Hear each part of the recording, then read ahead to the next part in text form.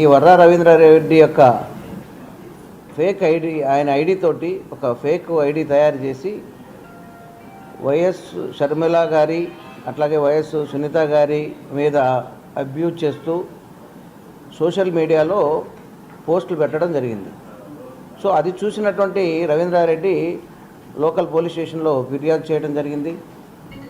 3వ తారీఖు నాడు కేసు నమోదు చేసి ఈ అబ్యూజ్ చేసినటువంటిది సోషల్ మీడియాలో వైరల్గా మారి అది అనేక తప్పిదాలకు దారితీస్తుండగా దీన్ని ప్రతిష్టాత్మకంగా తీసుకొని ఈ యొక్క అక్యూజ్డ్ ఎవరైతే కారకులో ఈ కారకుడైనటువంటి ఉదయ్ భూషణ్ అనేటటువంటి అతన్ని విశాఖపట్నానికి సంబంధించిన అతన్ని అరెస్ట్ చేసి తర్వాత ఇందుకు కారణమైనటువంటి ఇతరత్ర కారణాలన్నింటినీ చూపుతూ ఆయనకి అరెస్ట్ చేయడం జరిగింది.